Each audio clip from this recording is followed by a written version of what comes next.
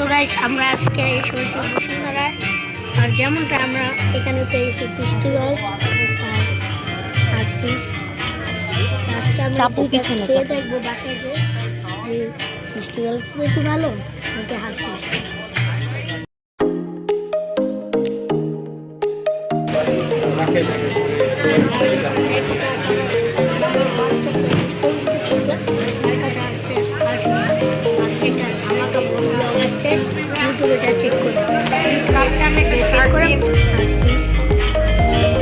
চাপু পিছনে